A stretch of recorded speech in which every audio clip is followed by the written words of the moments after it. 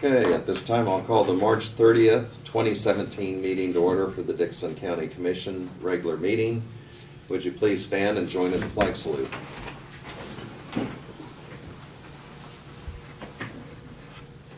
I pledge allegiance to the flag of the United States of America and to the republic for which it stands, one nation, under God, indivisible, with liberty and justice for all.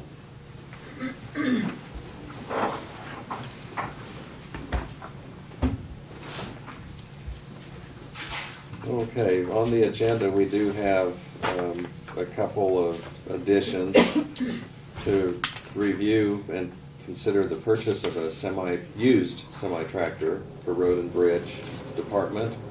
Also to consider approving the notice of a public hearing to vacate 2900 Avenue between Oat and Paint Road.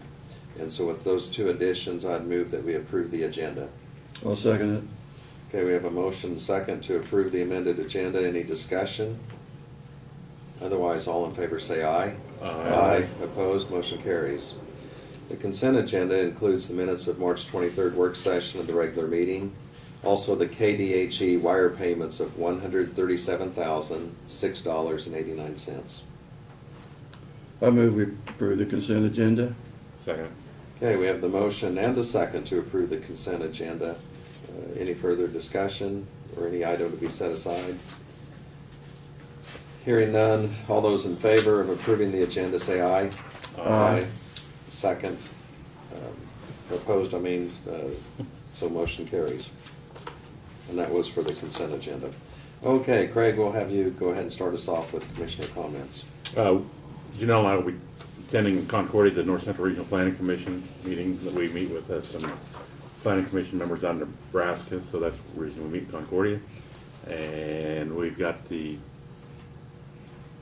the name of the meeting we're going to next Wednesday? Central Highway Officials Association. We'll all be attending that in Clay Center. That's all I have, Lynn, thank you. Okay. And you attended the farm show. Well, So, unofficially. Here, things. Yeah. Yeah, and won't be doing that again. Well, at least it was, okay. Go ahead, Laverne. Yes, I'm going to make some comments here. These are my personal comments, I didn't confer with the other two commissioners on this. Let me make a few comments about the proposed Justice Center. There has been a lot of work and thought put into this project over the past 3 years by many people. We wanted the project to last the citizens of Dixon County for at least the next 60 years. The plan included bringing the current 60-year-old jail courthouse back to life with new windows, heating and air conditioning, plumbing and electrical back to code. We plan to finance all of this with the 2 mil levy that we had been collecting for the last 3 years. We would have continued with the 2 mil levy on property tax if this plan would have been accepted.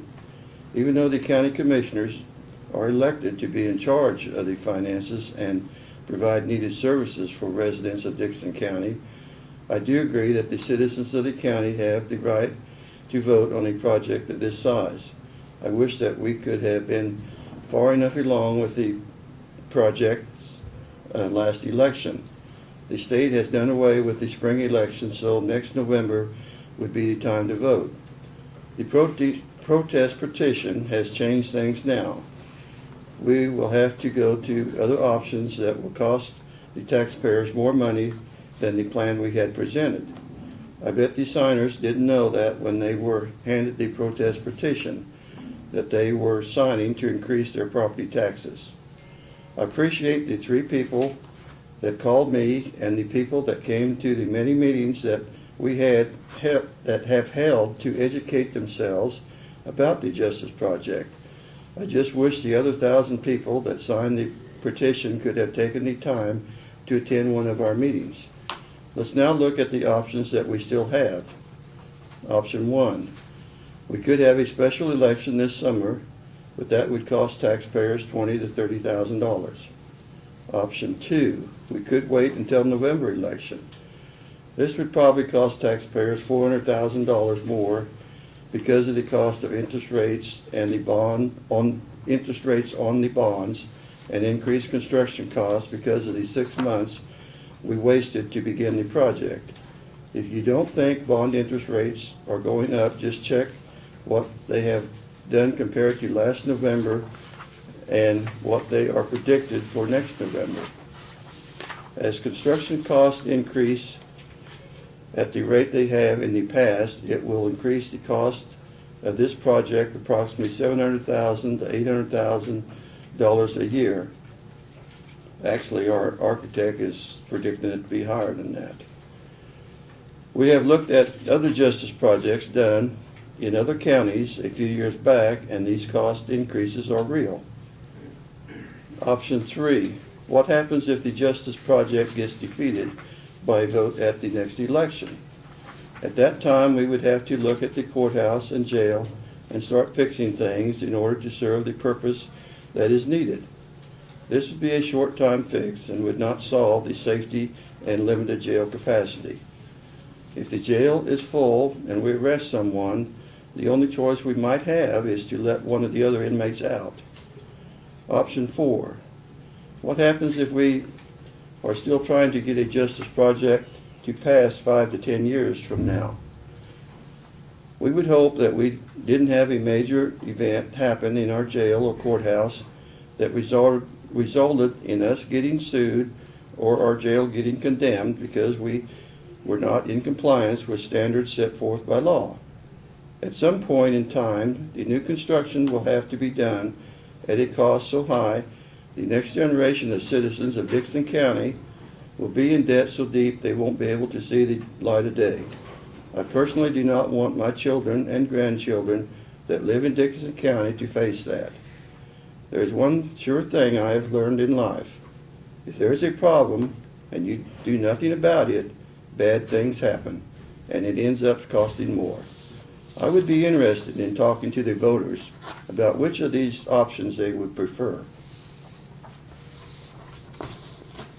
Okay, thank you. Do you have any other comments? Good to have you back. I know you missed last week after a surgery and so on. I did have a week to have my head down after the eye surgery, so I had a lot of time to think about that. So I just wanted to express my opinion, and I guess it's up to the voters' decision on what they want us to do.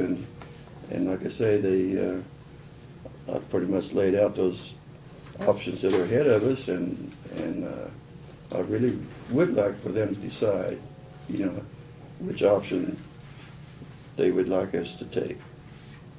And I think this does provide us with an opportunity to visit, and we want to be communicative, but we would like people to be communicative with us as far as how to proceed as far as solving some of the problems and the issues that we have. And so this will be something that's going to be ongoing. About the only thing I have, just as Craig mentioned, we've got the meeting next week up in Clay Center on the highway department, and that's an all-day type meeting. It starts registration around 8 o'clock, and Brad, I know you help with the registration, so that's one of your involvements as far as we have a lot of cooperative efforts with some of the other counties, and at these meetings we find out state issues, but also it gives us the opportunity to kind of see what our neighbors are doing and compare notes there. Also, I believe it's April 7th, there is a meeting over at Fort Riley, and the Commanding General, Frank, is going to give kind of a community update and what some of the plans are as far as Fort Riley, and has invited there's a lot of community partnerships, not only with Dickson County and some cities, but counties that surround Fort Riley. So I plan to attend that particular meeting. I think that's all I have, and we'll let the train do its thing here. No one's going to be here. Okay. Okay, well, I'll go ahead and proceed with this. Next item we have is a proclamation, and this is a proclamation celebrating 49 years of fair housing in the county of Dickson County. Whereas the Congress of the United States passed the Civil Rights Act of 1968, of which Title VIII declared that the law of the land would now guarantee the rights of equal housing opportunity. And whereas the County of Dixon County is committed to the mission and intent of Congress to provide fair and equal housing opportunities for all, and today many realty companies and associations support fair housing laws. Whereas the fair housing groups and the U.S. Department of Housing and Urban Development have over the years received thousands of complaints of alleged illegal housing discrimination and found too many that have proved upon investigation to be violations of the fair housing laws. Whereas the equal housing opportunity is a condition of life in our county that can and should be achieved. I, Lynn Peterson, Commissioner of Dixon County, on behalf of its citizens, do hereby proclaim the month of April as Fair Housing Month and express the hope that this year's observance will promote fair housing practices throughout the county, dated this 30th day of March 2017. So we need a motion for approval of this, that I would sign it on behalf of the commission. So moved. I'll second it. We have the motion and the second. Any further discussion or comment? Otherwise, all in favor say aye. Aye. Opposed, motion carries.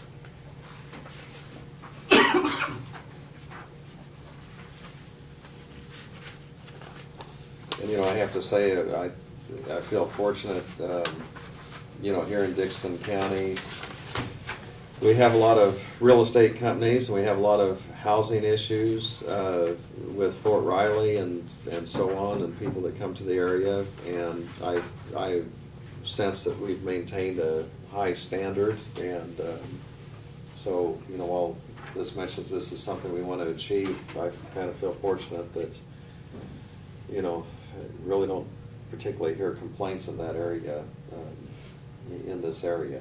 But we're glad to join other communities and counties in this Fair Housing Month. Are there any comments from any individuals on any item that is not on the agenda? Otherwise, we'll go ahead and, Brad, if you'd present your report at this time. Okay. We've received a petition from Hayes Township to vacate a portion of 2900 Avenue between Oak and Paint, which we've added to the agenda. And that is, I'll go into that when we get there, but basically a section of road that was never developed, so it's another one of the cleanup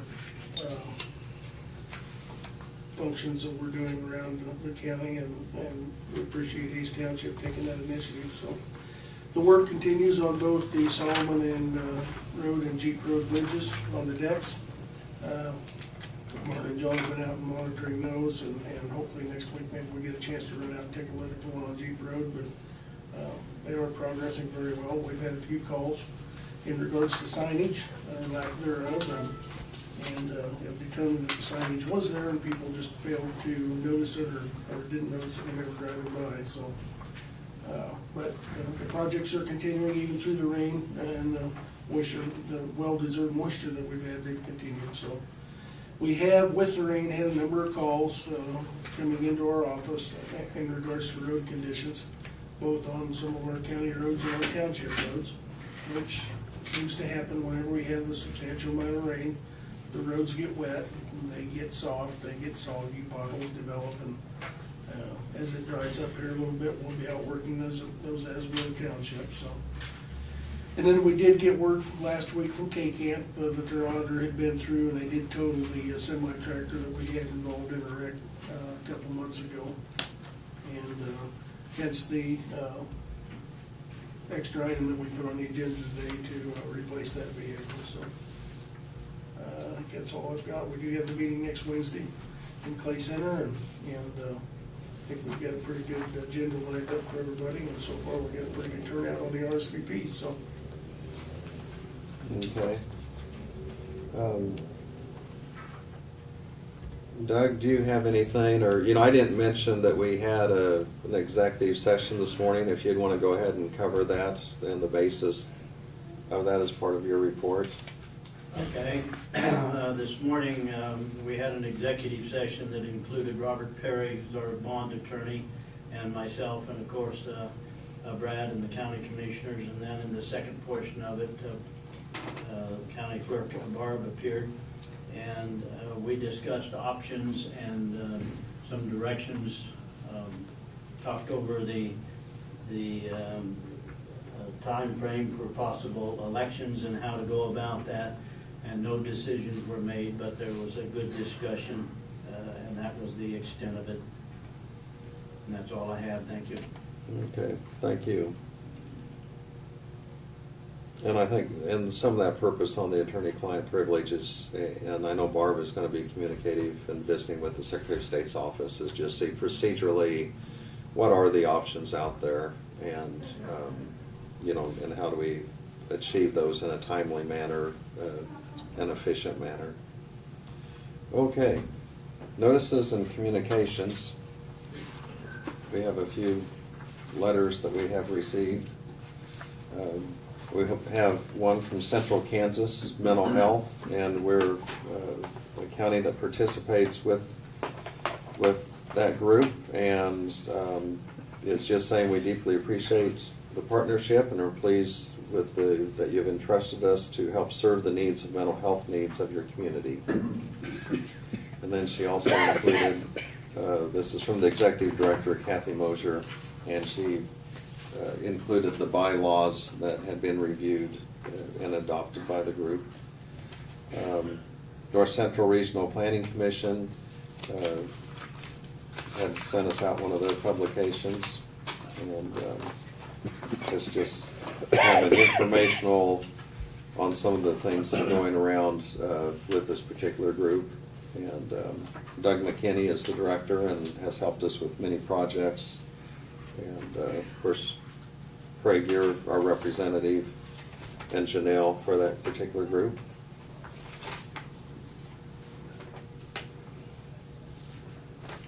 I have a letter from Harris Lang, or actually it's directed to Harris Lang, and he has been appointed to serve as the silver-haired legislator to represent the seniors in Dixon County for a 2-year term beginning March 31st, 2017, and I know he's active in one of the civic clubs and active in the community in various ways, so he'll be a good representative to have.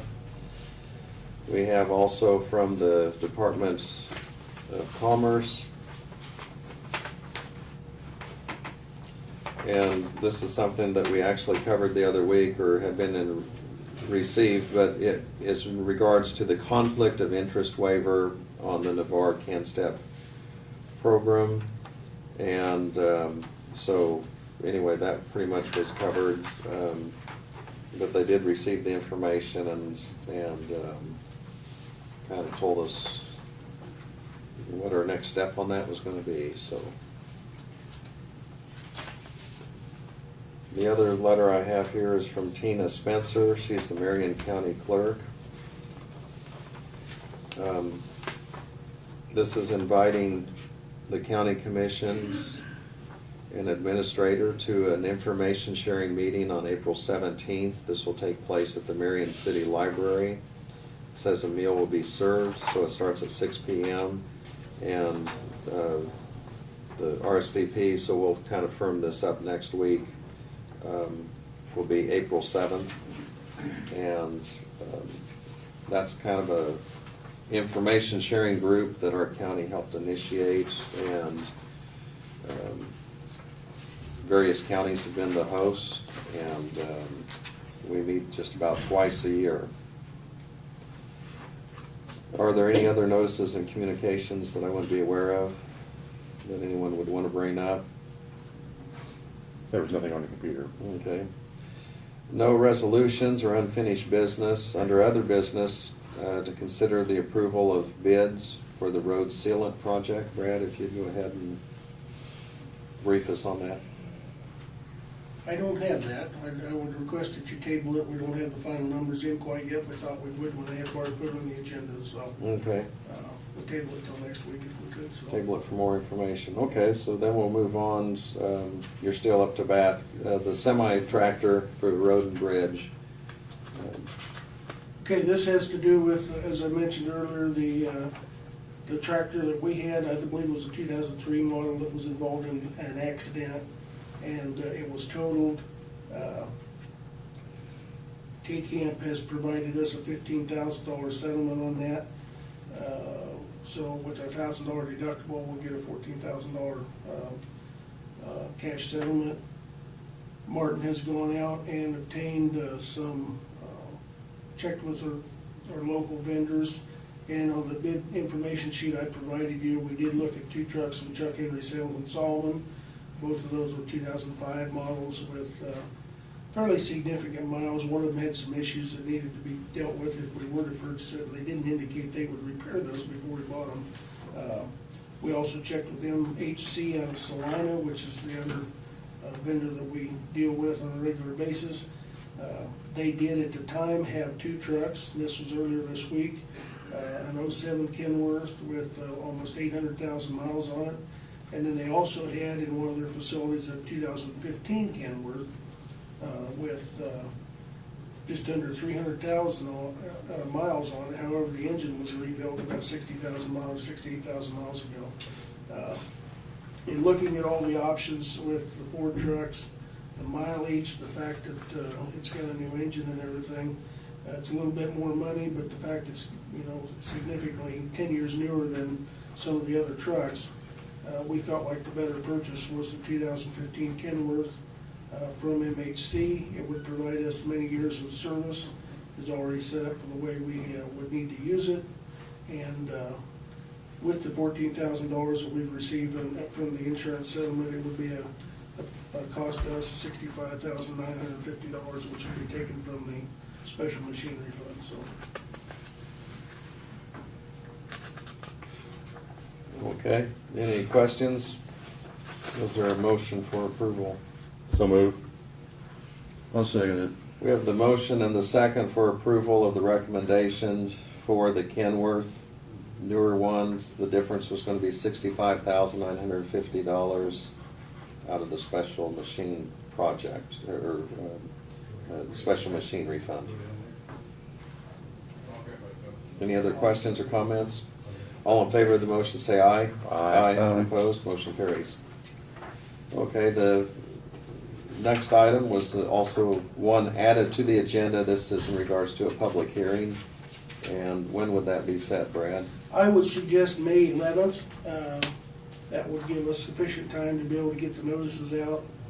And we usually like to have at least 30 to 45 days. And it's nothing that's pressing, but if we do a May 11th, that would allow us time to get those out. We could have a hearing on that date, so.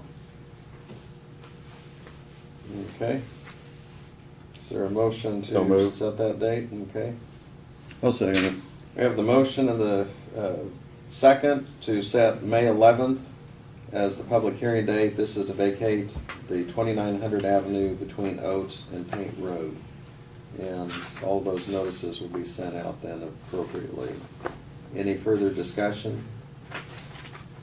Otherwise, all in favor say aye. Aye. Aye. Opposed, motion carries.